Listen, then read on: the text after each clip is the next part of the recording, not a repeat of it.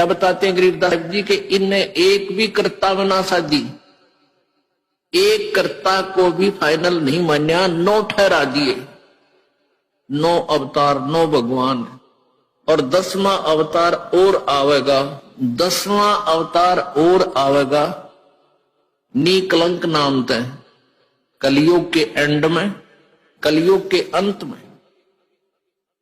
और उसमें ये कृतघ्नी प्राणी हो जाएंगे, सभी भक्ति से दूर होंगे, व्यभिचारी, मांसाहारी और जालिम जुल्म बेहया, कोई शर्म नहीं रहेगी, कोई लाज नहीं रहेगी, सरेआम दुष्कर्म करा करेंगे, बिल खोद करा करेंगे, कच्चा आहार करा करेंगे।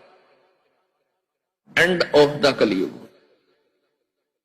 जमीन उपजाऊ नहीं रहेगी, 4.5 फुट तक जमीन का उपजाऊ अंश खत्म हो जाएगा, यानी 3 हाथ, लगभग 4.5 फुट तक उपजाऊ अंश जमीन का समाप्त हो जाएगा। कोई भी फलदार वृक्ष नहीं उगेंगे, ना कोई फसल होया करेगी, और वर्षा नहीं होया करेगी। प्रदूषण इतना हो जाएगा कि वर्षा ऐसे होगी जैसे ओस गिरा करे, और सभी प्राणी कच्चा ही गोश्त मांस खाया करेंगे। उसमें लास्ट ऑफ द कलयुग, एंड ऑफ द कलयुग में, कलयुग के अंत में 20 वर्ष की आयु मनुष्य की रह जाएगी, मानव की।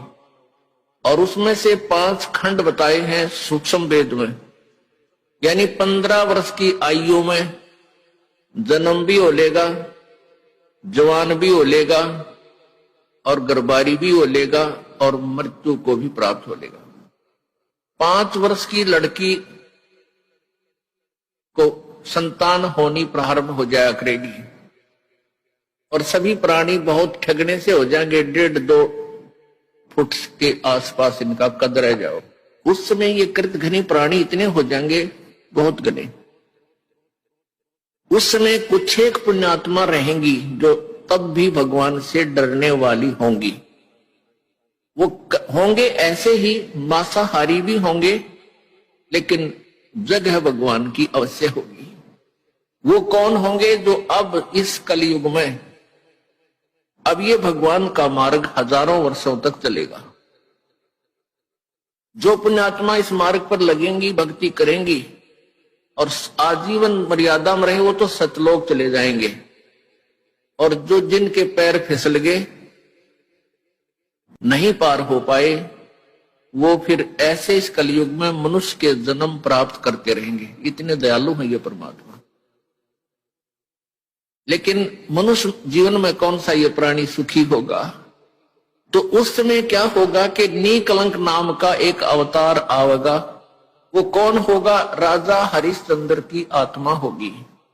राजा हरिश्चंद्र जी जो सतयुग में एक महान आत्मा सुप्रसिद्ध हुए, ऐसे दानवीर थे, ऐसे धर्मात्मा थे, ऐसे सत्यवादी थे कि उन्होंने अपने वचन के ऊपर राज त्याग दिया था। अपनी पत्नी को भी बेच दिया, अपने बेटा, अपने आप को भी बेच दिया, अपने सत्य की रक्षा की। जिस कारण से प्रसन्न होकर के प्रभु ने उसको विष्णु लोक में स्थान दे दिया। अब वो विष्णु लोक में है अपने पूर्व जन्म के पुण्यों के कारण। और जब वहां से इस पुण्यात्मा को 10वां अवतार बनाकर युग काल भेजेगा। जो गीता जी में कहता है कि मैं अपने अंश अवतार रचता हूं और फिर उनमें प्रवेश करके सारा काम करता हूं। इसलिए गीता जी अध्याय नंबर 4 के श्लोक नंबर 5 और 9 में कहा कि अर्जुन, तेरे और मेरे बहुत जन्म हो चुके हैं, तू नहीं जानता, मैं जानता हूं। फिर कहता है 9वें श्लोक में कि मेरे जन्म और कर्म अलौकिक हैं। अब कर्म कैसे अलौकिक हैं?